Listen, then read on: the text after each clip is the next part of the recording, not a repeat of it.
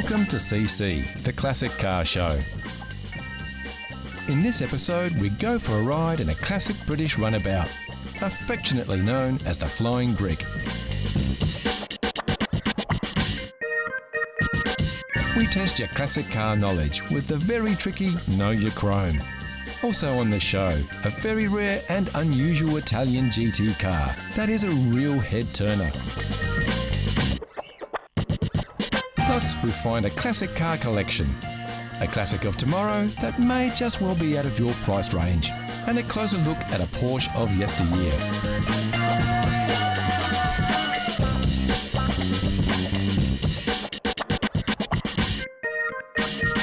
So pop your shoes off, slip your driving gloves on, and get ready for another armchair cruise in CC Classic Cars. Back in the 60s, when London town was swinging to the sound of 60s sensations, the Rolling Stones and the Beatles, one car stood out as an icon of that era. That car was the Mini. First built way back in 1959 by the British Motor Corporation, few cars have stood the test of time as well as a Mini. In fact, manufacture of the car didn't cease until the year 2000, when BMW launched its successor, the new Mini, which has proved to be equally as successful and as much fun to drive and just as popular with a fashion set. Of course, it was in the 60s that the Mini etched its place into popular culture, with well-publicised purchases by film and music stars. But it was John Cooper, designer and builder of Formula One cars, that ultimately unleashed the full potential of this sprightly car when he collaborated with BMC to release the sportier Cooper and Cooper S versions.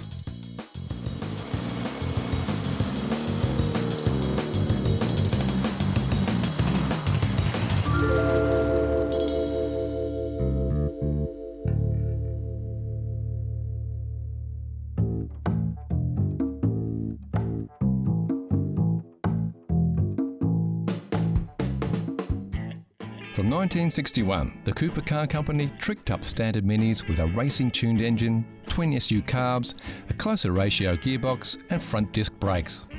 The public loved them, with more than 100,000 Coopers sold. A more powerful version, dubbed the S, was also developed, and it was these cars that went on to become hugely successful on the world racing circuit. This is a 68 Mark I Mini Cooper S, and it's the pride and joy of Alan Marks. Alan bought the vehicle just 8 years ago after his wife, who had become a little tired of their existing car, suggested that a Cooper S would make the ideal choice as a replacement. This was the start of a journey that had more than its fair share of challenges. So the big search began right through the country, and eventually found one up in some distance from home in boxes. Everything was in boxes, and the motor sat on the back seat. Steering wheel was laying somewhere else in this chap's workshop. The previous owner had begun the process of restoring the Cooper S, but had given up, leaving the car and its engine in a real mess. Fortunately, Alan knew of a great mechanic that was willing to take up the challenge of restoring the vehicle to its former glory in just 3 months.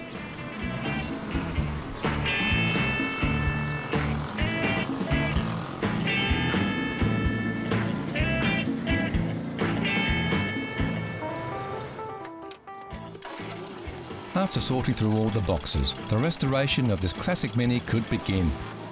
Thankfully, all the parts were located. All were original and most were in working order. Some components were a little worn, and some needed to be replaced.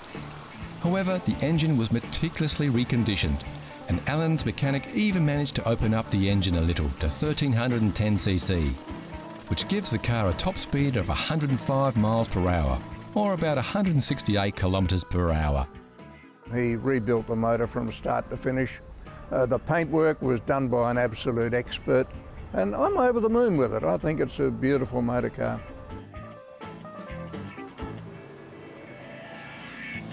During its 41-year history, the Mini had 3 major updates and came in a range of body shapes. Sales of the Mark I, built between 1959 and 1967, were slow at first, but production totaled an impressive 1.2 million. When the last Mini, also a red Cooper, rolled off the production line in the year 2000, a very grand total of 5,387,862 cars had been manufactured.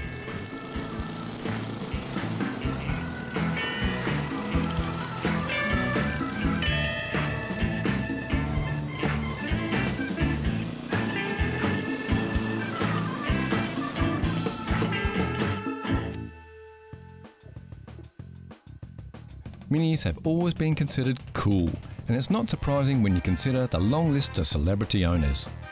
John Lennon, Britt Ekland and Peter Sellers, to name but a few. It's also a sad fact that the famous British rock star and T-Rex lead singer, Mark Bolden, suffered a fatal accident as a passenger in a 1275 GT in 1976.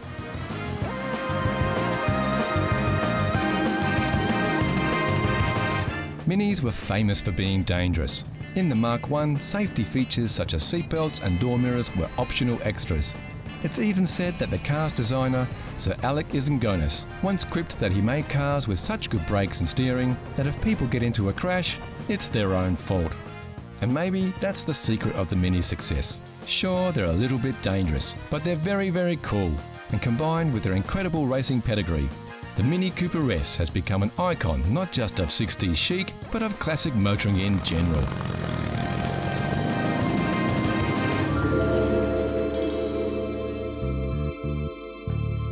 It's been a very, very successful exercise right from start up until this time. 8 years I've had it on the road, so we've had 8 years of magnificent motoring with it. They're a really, really great fun car. Here's a challenge for all you classic car fans. Know Your Chrome gives you a peek at some close-ups of classic chrome. Look at the shapes. Do you recognise the lines? Can you tell which car sports this shiny styling? It's too early for clues, but we can tell you it's a car, it's a classic, and it's very, very cool. Look closely, and we'll give you more hints later in the show. Next on CC, the Classic Car Show. A classic car collector lets us in the garage, a classic of tomorrow, and we look at a shape that never changes.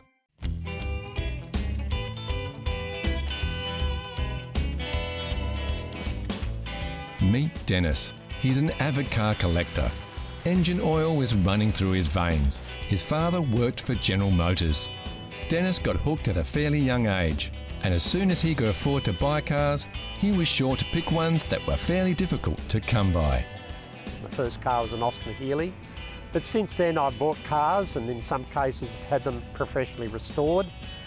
I have a 1950 Australian car called a Holden. My father bought that brand new in 1950. I have a 1962 Australian car called a Holden, looks a bit like an American Chev, and I bought that at 10,000 miles when it was 12 months old.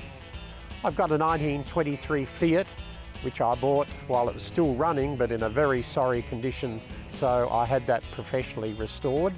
And then I have the Jensen Healey.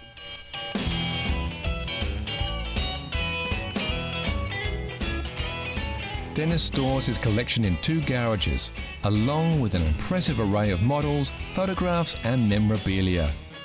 Over the years, he has accumulated a wide range of models, which he has classified by make and country of manufacture. These are displayed in a number of display cases in his garage, and some of these are extremely rare. Take this Jaguar XJ220, or this old SS Mercedes for example. Dennis has a complete collection of all the Australian-made General Motors and Ford Motor cars, which are unique to Australia. For the most part though, Dennis's collection is mostly influenced by his own past and the vehicles he's owned and driven over the years. I keep a documented history of all of the cars that I've got. I've got folders with each car. In that folder, all the service records. I've got, in some cases with some of the cars, the actual new car brochures that went with the car. I've got a collection of photographs that have been taken of the car in various rallies. Both Dennis and his wife worked in North America for a while, and they both collected a number of things then. In addition to an extensive collection of number plates, mainly from the different states in the US, he's kept some old photos of cars that he drove during that time. Of course, he would have loved to bring them home, but was reluctant to have to deal with the dramas of importing vehicles.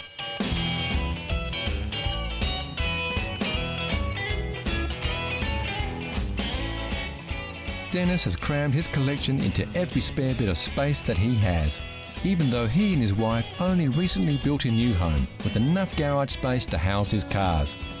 In addition to what you see here, Dennis also has another garage which was filled with a car that belongs to his son, as well as many boxes full of spare parts. So it's no surprise that he's already running short of room. But what does Dennis plan to do with his collection? Yeah, my collection, I intend never to sell any of them. I've got a son who's a car enthusiast and a daughter who is a car enthusiast, so obviously when I fall off the perch, the son and daughter will have to work out between them who has what. So there you have it. You really don't have to be a rich oil tycoon or media magnate to own a collection of classic cars. But you'd better get a bigger garage.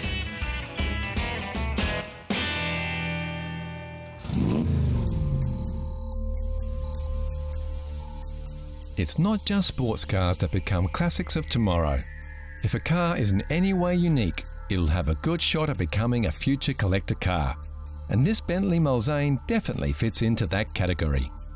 The Bentley Mulsanne is a high-end luxury vehicle, made by Bentley Motors in the UK. Bentley are famous for their approach to car design. Large limousine-style bodies with tons of power and torque under the hood. These cars are all about luxury and performance. Sure, you won't see one spinning around your local racetrack, but they still pack a punch. That's not to say that Bentleys can't perform. In 2003, two Bentley Speed 8 prototype racing cars came first and second at Le Mans.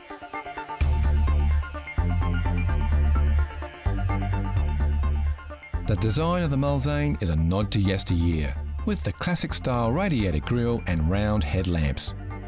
Bentley have slowly moved away from the angular box design, dominating cars from the 1970s through to the early 90s. So what makes this particular Bentley a classic of tomorrow? Firstly, it's a Bentley, and they are still hand-built. Secondly, the Mulsanne is the top of the range model, with a price tag of over £220,000, or about $350,000 US, which will ensure this vehicle remains a rare find.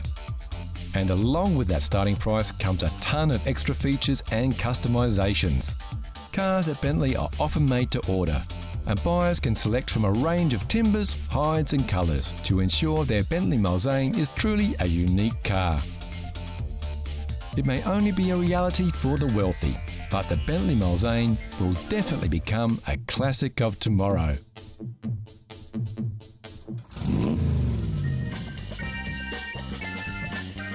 Back in 1963, a car was created that has helped define the shape of sports cars ever since. Car designer Dr. Ferdinand Porsche took the Volkswagen Beetle, a car he had designed over a decade earlier, and used it as the base to create his iconic Porsche 911. Just like the Beetle, the 911 had its air-cooled engine at the back over rear independent suspension.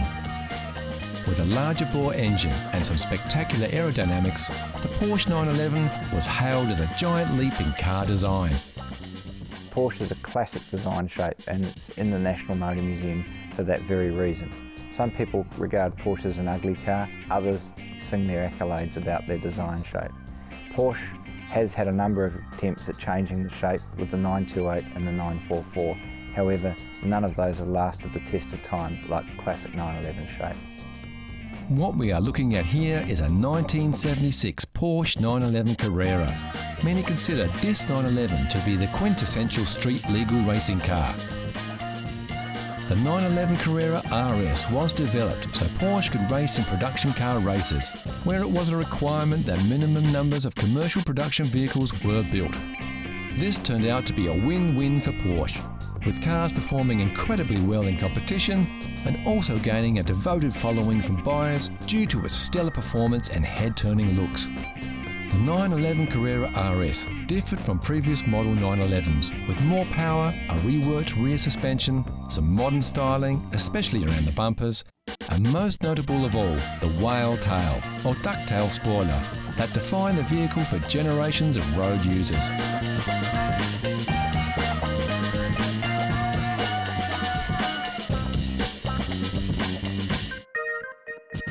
The The Porsche 911 went on to win a host of racing accolades from the mid to late 1970s, including a dozen of 24-hour Le Mans races.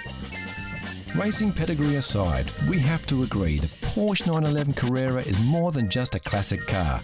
It's a work of art that has essentially continued relatively unchanged for over 5 decades. The Porsche 911 is without doubt a true classic car.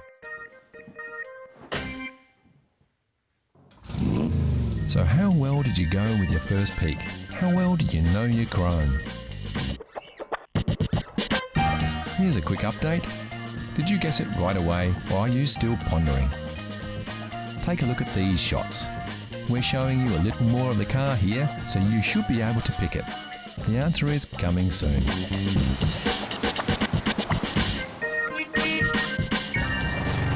Next on CC Classic Cars, a very rare Italian find, and we reveal the Know Your Chrome mystery car.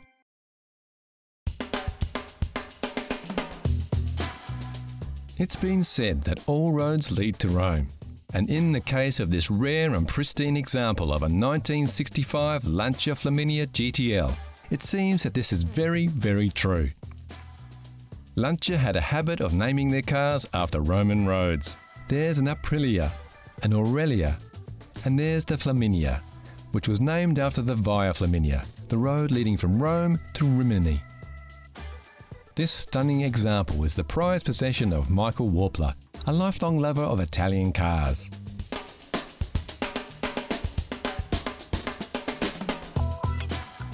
I was a member of the Sporting Car Club at the time, and the car was simply advertised on the pinboard there.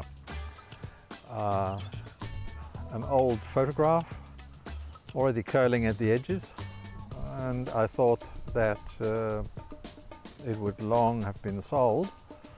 And whoopee, the car was still there, still for sale.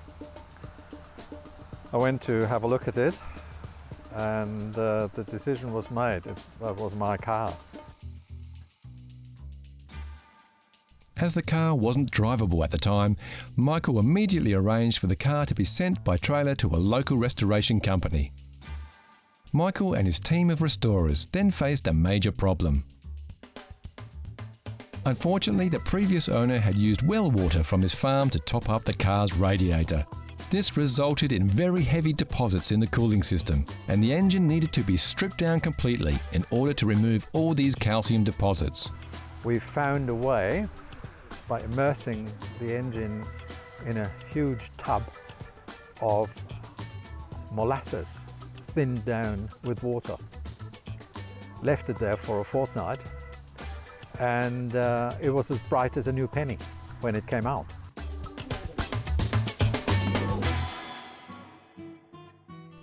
Strangely enough, the most renowned specialist for Flaminia cars is not based in Italy, but in Norwich, England. And it was through this company that Michael was able to purchase all the gaskets and other spare parts that were needed to rebuild the engine. When we put the engine back together again, we pressed the starter button and it sprang into life immediately and ran from there on. Between 1957 and 1967, the Flaminia had quite a wide model range. It came as a Berliner or saloon, a 4-seater coupe by Pininfarina, and there were 2 models by Carrozzeria Touring of Milan, the GT, a 2-seater with a short wheelbase, and the GTL with a longer wheelbase and 2 token seats in the rear. Both the GT and GTL featured aluminium bodies, and both can easily be identified by their 4 round headlights. There were 2 further models by Zagato of Milan, a Sport and a Super Sport. These were the top of the range models, and today fetch enormous prices as very few were ever built. There were just 300 Lancia Flaminia GTLs manufactured. 295 of these featured left-hand steering, and just 5 were built with right-hand controls. This car is one of those 5, a very rare piece of motoring history.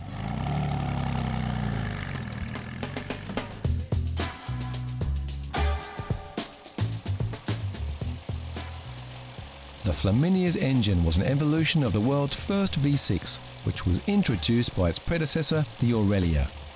The GT model sported a powerful 2.8 litre engine with a triple-barrel carburettor. This produced a lot of torque, lightning acceleration and a fast top speed.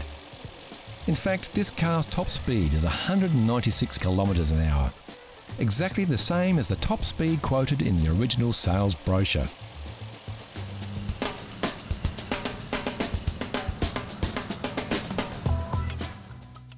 And you don't have to stick to those straight Roman roads, as the handling of these cars is second to none. An Italian car just challenges you to drive it quick, snappy, don't hang about. The handling of those cars is just beyond description.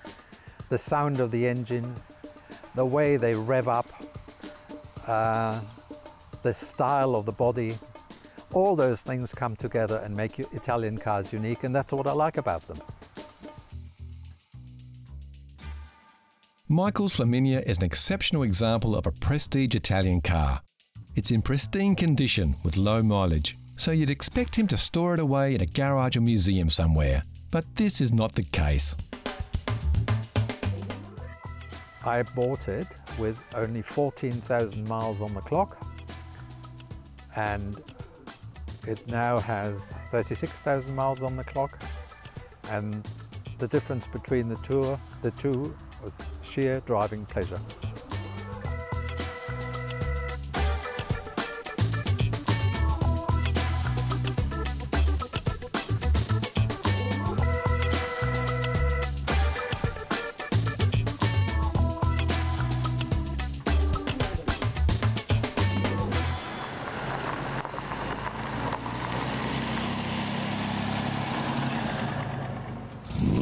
How well did you know your chrome? If you said it was a 1966 Ford Mustang, you'd be right. Built in the USA from 1964 right through until now, the Mustang is considered the first muscle car and inspired a whole new type of vehicle design. The classic Mustang shape is said to be the catalyst for other cars like the Ford Capri, Toyota Celica and the Chevrolet Camaro.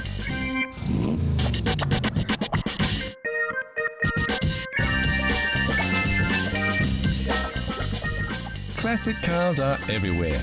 Some are family runabouts still on the road, while others are the result of a grueling restoration. One thing is for sure, cars inspire the imagination of so many, from drivers to children, and a classic car can turn heads like no other, be it sports cars or classic sedans.